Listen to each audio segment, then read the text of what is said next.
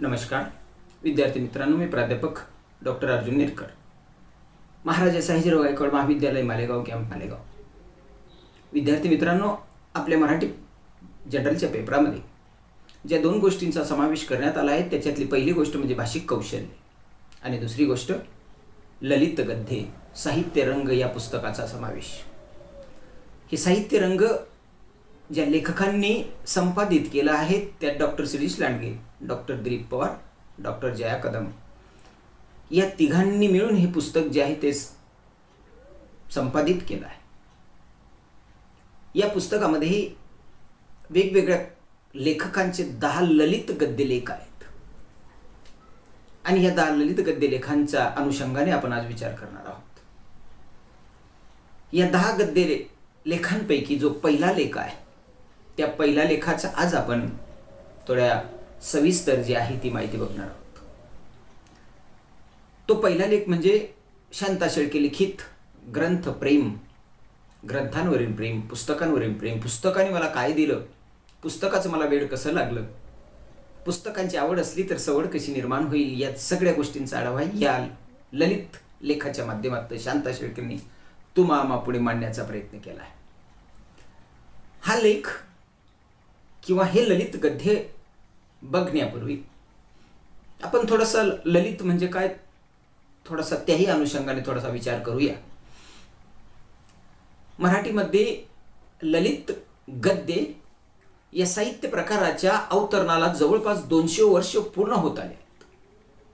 इंग्रज राजवटीपासून हळूहळू हा गद्य प्रकार विकसित होत गेलेला आहे। ललित गद्याच्या या वाटचालीत त्याला विविध रूपे प्राप्त झाली आहेत।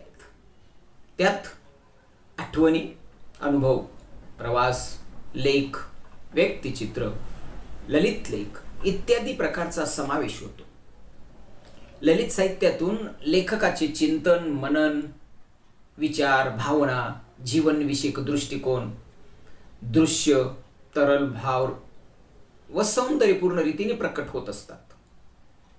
लेखकाच्या व्यक्तिमत्वाचा प्रत्यय देणाऱ्या ललित गद्यात परिस्थितीला गौणत्व आणि अनुभव याला ते प्राधान्य दिले असते। म्हणूनच ललित गद्य हा समकालीन जीवनाचा सम्यक संदर्भांना समर्पक, लालित्यपूर्ण शैलीतून आविष्कार करणारा एक लवचिक आणि सर्वसमावेशक असा साहित्य प्रकार आहे। साहित्य रंग या पाठ्यपुस्तकाची निर्मिती करत असताना काही महत्त्वाची उद्दिष्ट डोळ्यासमोर ठेवून या पाठ्यपुस्तकात काही महत्त्वाच्या व्यक्तींचा व त्यांच्या ललित कृतींचा समावेश करण्यात आला आहे। विद्यार्थ्यांचा वयोगट, त्यांची मानसिक आणि बौद्धिक गरज काय आहे, भोवतालचे वास्तव जीवन इत्यादी लक्षात घेऊन ललित गद्य हा साहित्य प्रकार अभ्यासक्रमामध्ये समाविष्ट करण्यात आला आहे। विद्यार्थ्यांचे आकलन प्रगल्भ व्हावे, जीवनानुभवातील विविध पैलू लक्षात यावे, व्यापक जीवन दर्शनाचा प्रत्यय यावा, जीवनविषयक दृष्टिकोन विकसित व्हावा, वाचनाची त्यांना अभिरुची निर्माण व्हावी इत्यादी उद्दिष्ट डोळ्यासमोर ठेवून हा ललित गद्य प्रकार अभ्यासक्रमामध्ये समाविष्ट करण्यात आला आहे। मग या ललित गद्याची काही थोडेशा वेगवेगळ्या लेखकांनी, वेगवेगळ्या समीक्षकांनी, वेगवेगळ्या साहित्यिकांनी त्याच्या काही व्याख्या केल्या आहेत। त्याचा आत्मविष्कार असतो आणि याच अनुषंगाने चंद्रशेखर जहागीरदार यांनी या ललित गद्याची व्याख्या करताना ते म्हणतात, समकालीन वास्तवाचे भान विसरायला लावणारे काव्यमय भावविश्व, आत्मनिष्ठ स्मृती चिंतन हे लालित्याचे खरे रूप नव्हे तर समकालीन जीवनाचे सम्यक दर्शन जागरूकपणे पाहणारे आणि ते मांडण्यासाठी समर्पक थेट भाषाशैली वापरणारे लेखन हेच खऱ्या अर्थाने ललित गद्य होय। अशा प्रकारची व्याख्या जी आहे चंद्रशेखर जहागीरदार यांनी ती केलेली आहे। शांता शेळके ललित गद्याची व्याख्या करताना म्हणतात, ललित गद्य ही संज्ञा फार लवचिक आणि समावेशक अशी आहे आणि त्याच अनुषंगाने या व्याख्या जी आहे ती शांता शेळकेंनी केली आहे। त्याचबरोबर व्याख्या करताना पुढे श्री नेरुरकर म्हणतात, व्यक्ती तितक्या प्रवृत्ती किंवा प्रकृती हे ललित गद्यासारखे आत्मनिष्ठ लेखन प्रकाराबाबतच अधिकच खरे आहे. अशा सगळ्या वरील लेखकांच्या मतांचा विचार जर केला तर ललित गद्य आत्मपर लेखनाची निगडीत असणारा हा गद्य लेखन प्रकार एक व्यामिश्र साहित्य प्रकार आहे असं म्हटलं तरी वावगं ठरणार नाही. अशा अनुषंगाने बांधवांनो, ललित गद्याच्या अनेक लेखकांनी अनेक समीक्षकांनी वेगवेगळ्या व्याख्या केल्या आहेत. परंतु आपल्या अभ्यासाच्या दृष्टिकोनातनं आपल्याला ज्या ललित गद्य लेखांचा अभ्यास करायचा आहे त्याच्याकडे आपल्याला थोडंसं वळायचं आहे. या ललित साहित्य रंग या पुस्तकातील पहिला भाग जो आहे, पहिला कथा जी आहे ती म्हणजे शांता शेळके लिखित ग्रंथमित्र. या ग्रंथमित्र या ललित गद्यामध्ये शांता शेळकेंनी आपले जे विचार मांडले आहेत त्या विचारांच्या अनुषंगाने आपण त्याचा विचार करणार आहोत. तसं पाहिलं तर शांता शेळके यांचा जीवन पटाकडे जर दुर्चिशप टाकला तर असे निदर्शनास येते की इंदापूर या छोट्याशा गावी 12 ऑक्टोबर 1922 मध्ये त्यांचा जन्म झाला आणि जीवनाची वाटचाल सुरू झाली. या प्रवाहात पदव्युत्तरपर्यंतचे शिक्षण पूर्ण करून रुईया आणि महर्षी दयानंद महाविद्यालयामध्ये प्राध्यापकाची सेवा त्यांनी पत्करली. भावगीतकार व चित्रपटकार म्हणून शांता शेळकेंची स्वतंत्र ओळख आहे. त्यांचे अनेक काव्यसंग्रह प्रकाशित झाले आहेत. त्यात वर्षा, रूपसी, तो चंद्रमा, गोंधन, अनुखळ, कळ्यांचे दिवस, जन्म जा जान्हवी इत्यादी. त्याचबरोबर त्यांनी काही कादंबरी लेखनही केलेलं आहे. त्यांच्या काही कादंबऱ्याही प्रकाशित झाल्या आहेत. त्यात विजली ज्योत, नरराक्षस, पुनर्जन्म, धर्म, ओढ, मायेचा पाझर इत्यादी कादंबऱ्या लिहून त्यांनी तुम्हा पुढे जीवनाचं चित्र जे आहे ते उलगडत दाखवलेलं आहे. त्याचबरोबर आनंदाचे झाड, पावसाआधीचा पाऊस, स्मरणे, एक पाणी, मदरंगी, सांगाविषयी वाटते म्हणून, जाता अजाणता, वडीलधारी माणसं, रंगरेषा, इतस्त, ललित नबी, मेघचार, धुळपाटी इत्यादी ललित गद्य लेखन त्यांचं प्रकाशित झालं आहे. सौंदर्य सृष्टी, रसिकता, मानवी मनोभूमी आणि सहजता ही त्यांच्या लेखनाची खास वैशिष्ट्ये आहेत.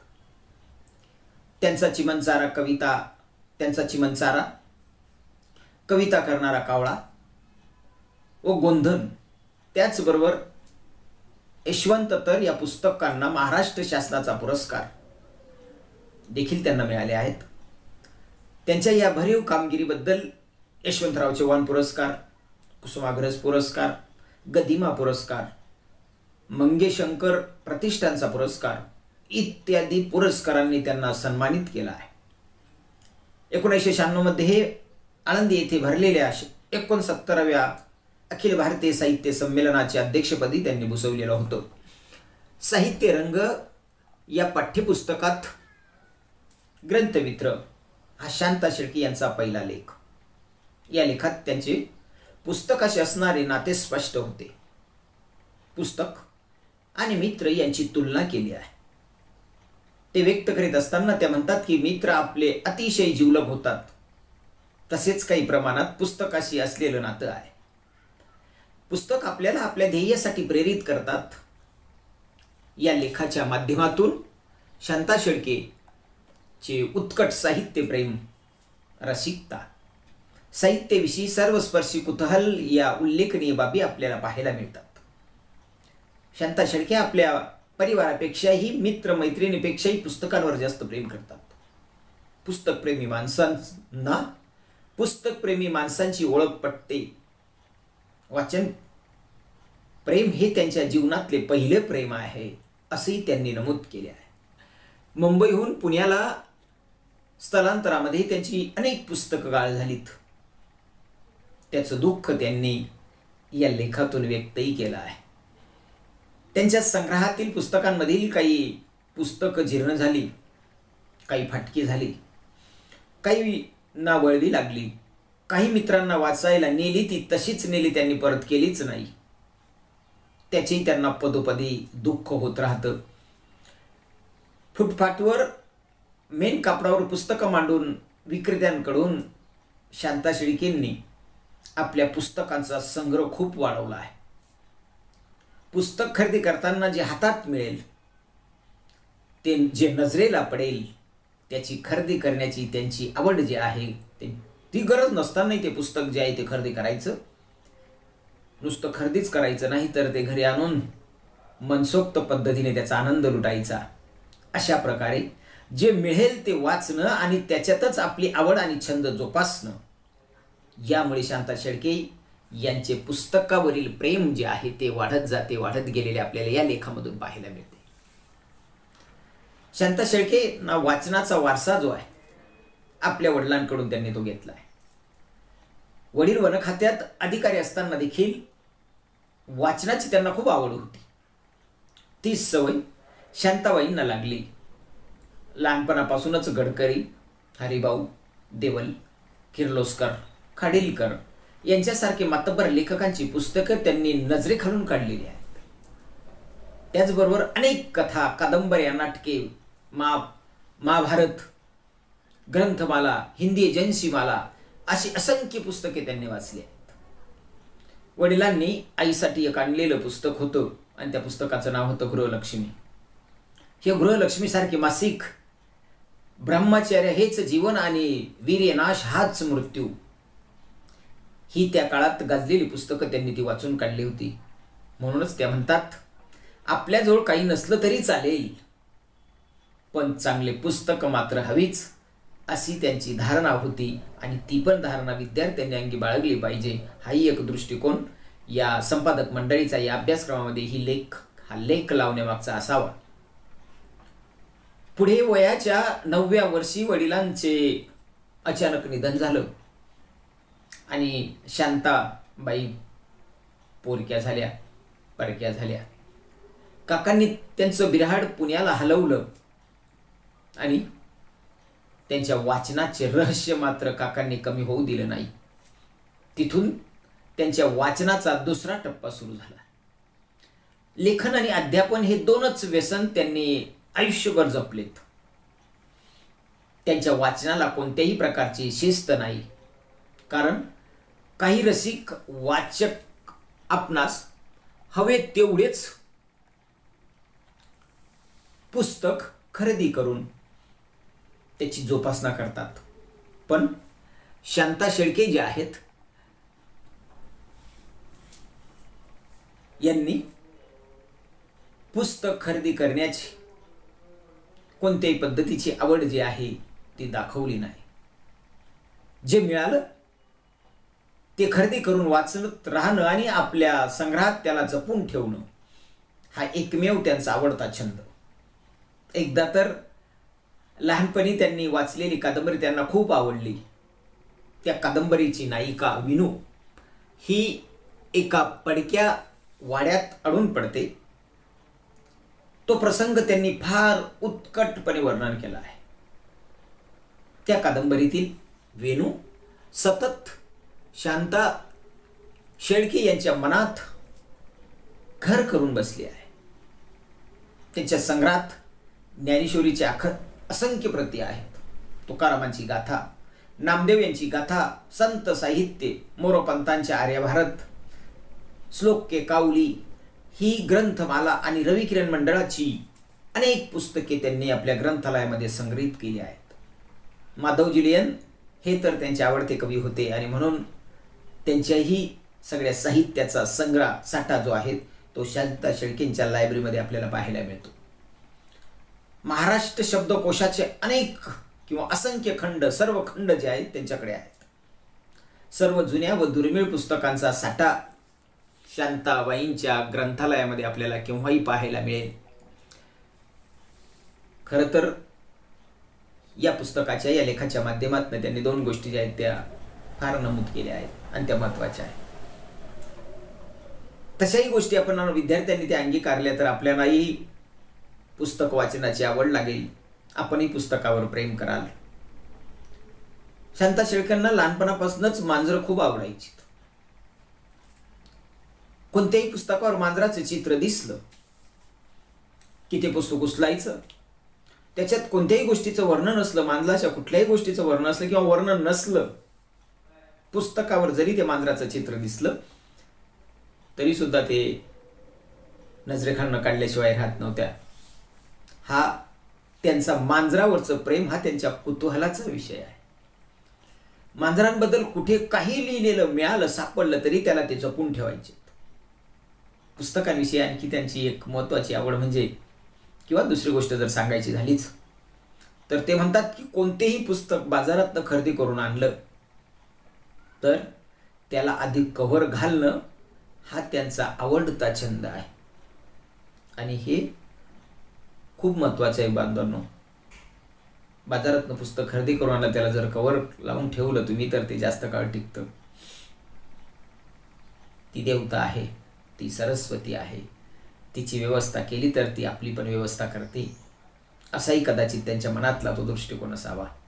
आणि म्हणून प्रथमतः बाजारातनं जे पुस्तक खरेदी करून आणलं त्याला कव्हर लावणं हा त्यांचा आवडता छंद. आणि पुस्तकाच्या पहिल्याच पानावर आपली झोकदार सही करून पुस्तकावरचा आपला मालकी हक्क जो आहे तो पक्का करायचा. म्हणजे पुस्तकावर आपली सही जर केली तर ते पुस्तक कोणीही घेऊ शकत नाही, आणि घेतलंही तरी ते त्याच दृष्टिकोनातून परत आणून देतील. अशा प्रकारे शांता शेळके यांचं हे ग्रंथप्रेम आणि पुस्तकाचं वेड आपल्याला या लेखाच्या माध्यमातून पाहायला मिळतं. विद्यार्थी मित्रांनो, या लेखाच्या माध्यमातून एवढंच सूचित करायचं आहे, पुस्तकाचं आणि ग्रंथांचं पीडन शांता शेळकेंना लागलं म्हणून एक मोठ्या कवयित्री बनल्या, एक मोठ्या लेखिका बनल्या, एक मोठ्या समीक्षक बनल्या, आणि जीवनामध्ये अनेक मार्ग त्यांचे यशस्वी झालेत. म्हणजे पुस्तक प्रेम जे आहे बांधवांनो, आपल्याला आपल्या व्यक्तिमत्वाचा विकास करून आपल्या प्रगतीपथावर जे आहे किती महत्त्वाचं साधन आहे, हाही एक दृष्टिकोन अभ्यास मंडळाचा असावा. आणि म्हणून शांता शेळकेंचा छोटासा लेख तुमच्या अभ्यासक्रमामध्ये समाविष्ट करण्यात आला आहे. आणि त्याच अनुषंगाने पहिल्या ललित साहित्याचा भाग जो आहे तो इथं आपण संपवला. उद्याच्या तासाला बांधवांना आपण पुढील तासाला पुढच्या भागाचा विचार, पुढच्या ललित गद्याचा विचार करणार आहोत. आपण इथेच थांबूया. धन्यवाद.